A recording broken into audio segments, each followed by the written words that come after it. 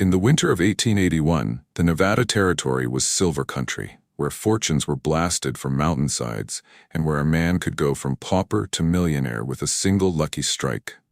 The jagged peaks of the Sierra Nevada cast long shadows across valleys dotted with boomtowns and abandoned claims, each telling its own tale of triumph or despair.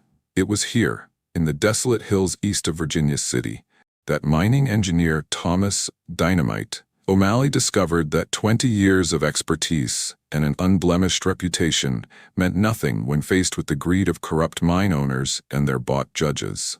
The bitter Nevada wind cut through O'Malley's wool coat as he trudged up the rocky path to the Copper Ridge mine. His breath formed clouds in the frigid morning air, and frost crunched beneath his worn leather boots. At 47, his body carried the marks of a lifetime spent in the unforgiving embrace of the mines. Calloused hands, a slight stoop to his shoulders, and fine lines etched around eyes that had seen too many men die in pursuit of wealth hidden in stone. O'Malley had earned his nickname through his mastery of explosives, a dangerous art that required equal parts science and intuition. He could feel the composition of rock through his fingertips, sensing weaknesses invisible to others. At 47, he was the most sought-after blasting expert in the West, a man who could read rock formations like a book, and who'd never lost a man to a poorly planned explosion. His Irish accent had softened over 2 decades in America, but his temper remained as volatile as the black powder he handled with such skill. The miners greeted him with respectful nods as he entered the main shaft. These men trusted him with their lives every day, following his instructions without question because they knew O'Malley valued their safety above all else.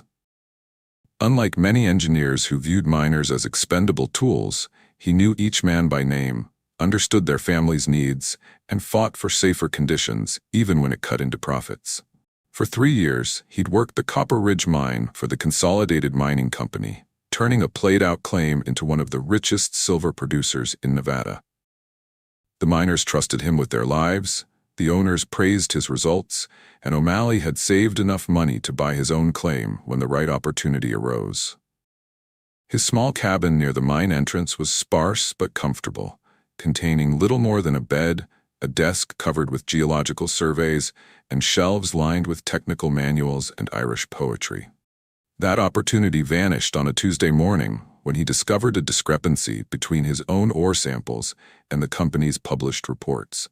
Further investigation revealed that Consolidated's books were cooked, their assay reports falsified, and their stock prices inflated through systematic fraud.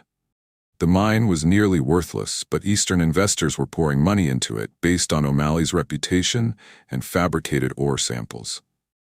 The realization hit him like a cave-in.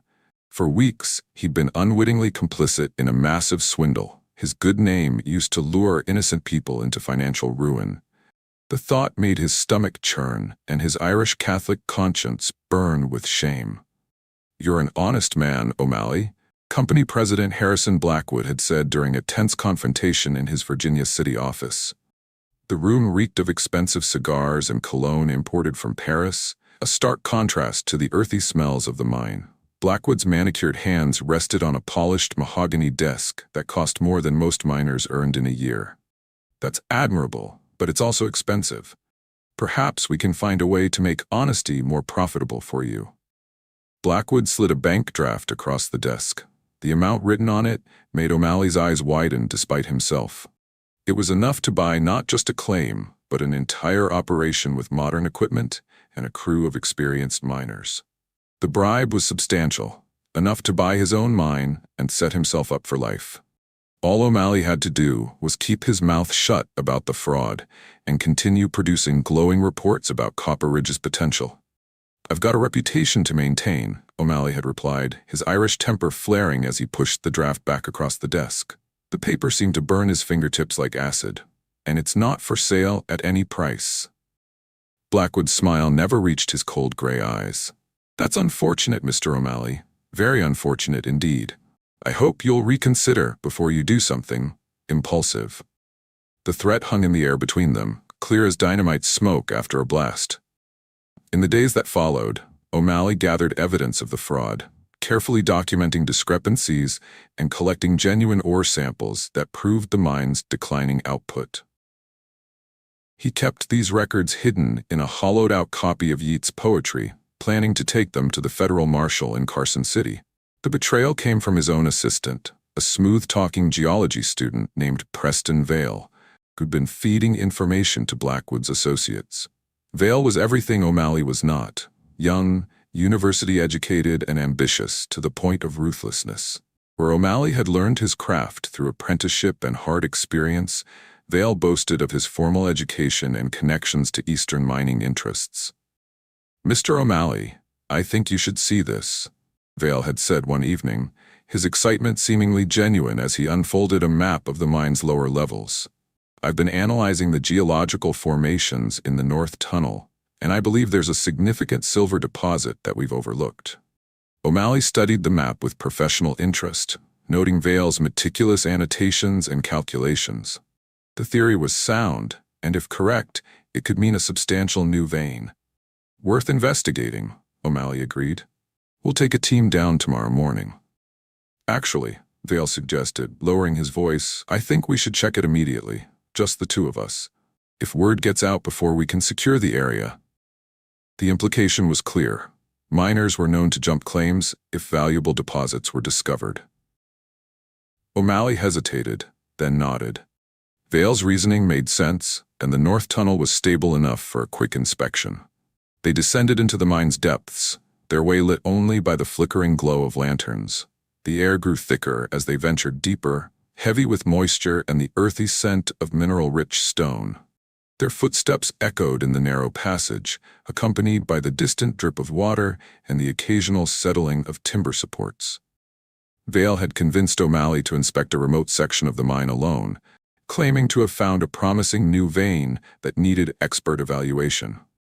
The North Tunnel narrowed as they progressed, forcing them to duck beneath low-hanging support beams. "It should be just ahead," Vale said, his voice echoing strangely in the confined space. O'Malley raised his lantern, examining the rock face before them. His experienced eye saw nothing promising, just worthless quartz and common iron pyrite that inexperienced prospectors often mistook for gold. "There's nothing here, Vale. This is fool's gold, not silver." "Oh, there's something valuable here, Mr. O'Malley," Vale replied, his tone suddenly different. "Just not what you were expecting." 4 men emerged from a side passage, their faces hidden by bandanas, their hands gripping mining tools with menacing intent. O'Malley recognized 2 of them as Blackwood's private security men, thugs hired more for their willingness to break bones than for any mining expertise. "Nothing personal, Mr. O'Malley," Vale had said as the hired thugs surrounded him. "But progress requires sacrifices, and you're standing in the way of a very profitable enterprise." "You damned fool," O'Malley spat, his Irish brogue thickening with anger. "You think they'll let you in their club? You're just a tool to them, same as these hired goons." Vale's smile faltered briefly before he nodded to the men. "Make it look like an accident. A tragic cave-in that claimed 2 lives." They'd worked him over with pick handles and mining tools, methodical in their brutality. O'Malley fought back fiercely, his miner strength surprising the younger men, but he was outnumbered and trapped in a narrow tunnel with nowhere to run. As he lay bleeding on the rocky floor, Vale placed several dynamite charges along the tunnel walls. A fitting end for Dynamite O'Malley, don't you think? Killed by his own expertise. But Vale's knowledge of explosives was theoretical, not practical. O'Malley, even through his pain, recognized the amateur placement of the charges. When Vale lit the fuses and fled with his accomplices, O'Malley dragged himself toward a small side tunnel, his mining instincts guiding him even as consciousness threatened to slip away. The explosion rocked the mountain, triggering a cascade of falling rock that sealed the main tunnel completely. The side passage where O'Malley had taken shelter partially collapsed, leaving him trapped but alive in a pocket of the mine that few knew existed. For 6 days, O'Malley dug his way through tons of rubble with nothing but his bare hands and a broken shovel, following air currents and his intimate knowledge of the mine's layout.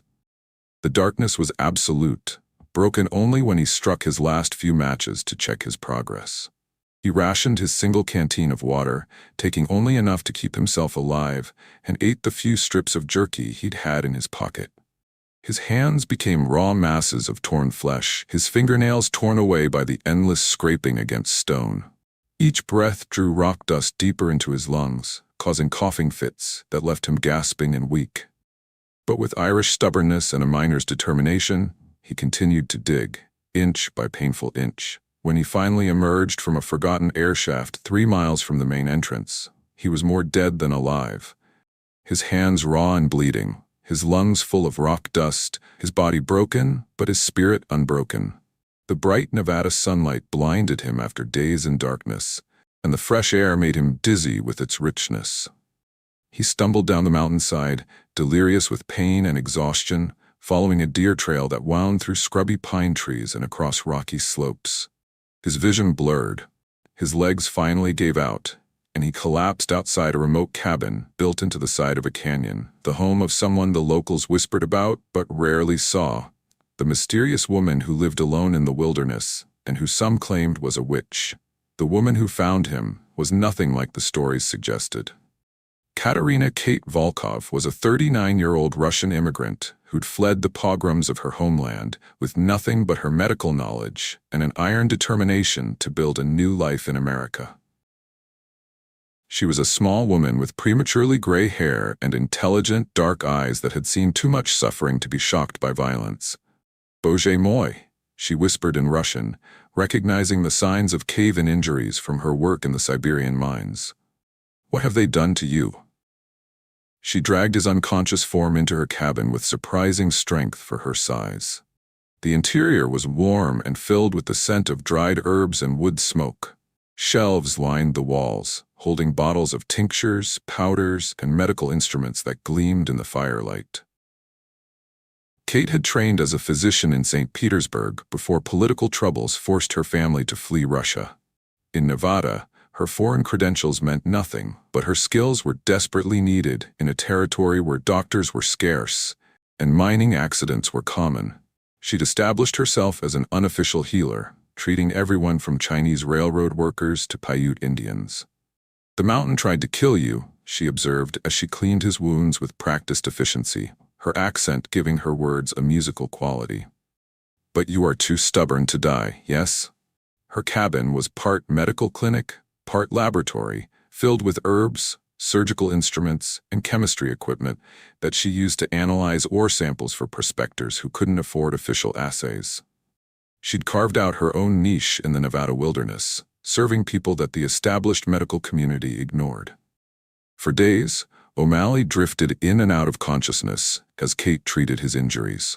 She set broken bones, cleaned and bandaged his mangled hands, and brewed potions that eased his breathing and reduced fever.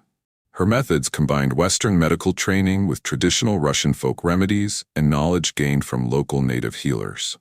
As O'Malley recovered, he told Kate about the conspiracy, the betrayal, and his determination to expose the fraud that was cheating innocent investors. She listened with the patience of someone who understood that justice was often a luxury that immigrants and outsiders couldn't afford. "This Preston Vale," she said finally, mixing a poultice for his injured hands, the pungent smell of comfrey and yarrow filling the cabin. "He thinks education makes him superior to experience?" "He thinks I'm a relic," O'Malley replied, wincing as she applied the mixture to his raw skin. "An old-fashioned Irishman who doesn't understand modern business methods." "Perhaps he is right about modern methods," Kate said thoughtfully, her dark eyes reflecting the firelight. "But some things, honor, skill, courage, these do not become obsolete, no?" Their partnership began when Val's associates started pressuring local doctors to refuse treatment to anyone who might have survived the Copper Ridge accident. Kate's status as an outsider made her a target, but also gave her freedom to act without worrying about professional consequences. "You know these mining operations better than anyone," Kate observed as they planned their strategy over a map spread across her kitchen table. Her finger traced the network of mines and claims that dotted the territory. The geology, the business connections, the weak points. "And you understand chemistry better than their fancy assayers," O'Malley replied, his respect for her intelligence growing daily. "Between us, we can prove what they've been doing." They spent weeks gathering evidence, using Kate's analytical skills to expose the fraudulent ore samples and O'Malley's knowledge of mining to document the systematic deception. Her network of grateful patients throughout the territory provided information and support that the authorities couldn't ignore. O'Malley taught Kate about explosives, showing her how to place charges for maximum effect with minimum danger. In return, she shared her knowledge of chemistry and medicine, teaching him to identify minerals through simple tests and to treat common mining injuries. Their investigation revealed that Blackwood's fraud extended far beyond Copper Ridge, encompassing half a dozen mines throughout the territory. The conspiracy included local officials, assayers, and even a federal judge who had invested heavily in consolidated mining stock. As they gathered evidence, O'Malley and Kate grew closer, their partnership deepening into something neither had expected to find in the harsh Nevada wilderness. They were both outsiders, an Irish Catholic and a Russian Jew, in a society that viewed them with suspicion. Both had sacrificed personal connections for their work, and both understood the cost of standing by one's principles. The final confrontation came when Blackwood arrived at Kate's cabin with a dozen hired guns, claiming to be investigating reports of illegal medical practice. But O'Malley was ready for them, and he wasn't alone. "Thomas O'Malley," Blackwood called out as his men surrounded the cabin, "I thought we'd buried you permanently." "Takes more than a few tons of rock to stop an Irishman," O'Malley replied, stepping out with dynamite charges in both hands. "And I've got a few explosive surprises for you." The battle was brief but spectacular. O'Malley's expertise with explosives turned the canyon into a death trap for Blackwood's men, while Kate's knowledge of the terrain helped them outmaneuver their attackers. Strategic charges triggered rock slides that blocked escape routes, while others created diversions that scattered the attackers. When the smoke cleared, Blackwood and most of his associates were dead, while the survivors faced federal charges for fraud and attempted murder. Preston Vale was among those captured, his youthful arrogance replaced by fear as he realized his education would not save him from a hangman's noose. The scandal exposed the widespread corruption in Nevada's mining industry and led to reforms that protected both investors and workers. O'Malley was offered lucrative positions with several legitimate mining companies, but he declined, choosing instead to help Kate establish a proper medical practice. "You could have your own mine now," Kate said as they stood on the ridge overlooking their valley, watching the sunrise paint the mountains silver and gold. The morning light softened her features, highlighting the strength and compassion that had drawn O'Malley to her. "I've got something better," O'Malley replied, taking her small hand in his scarred one. "I've got a partner who values what I can build, not just what I can blast apart." In the years that followed, their combined practice became legendary throughout Nevada, a place where O'Malley's engineering skills and Kate's medical knowledge served the territory's most vulnerable residents. They proved that the strongest partnerships are forged not in boardrooms or social clubs, but in the crucible of shared adversity and mutual respect. The mountains that had nearly claimed Thomas O'Malley's life instead gave him purpose, partnership, and the chance to use his skills for healing rather than destruction. And Katerina Volkov found that the freedom she'd sought in America was even sweeter when shared with someone who understood that true strength came not from exploitation, but from the courage to stand up for what was right. Together, they transformed the curse of Copper Ridge into a blessing that touched countless lives across the Nevada territory, proving that sometimes the most valuable treasures aren't found in silver veins, but in the hearts of those brave enough to defend what matters most.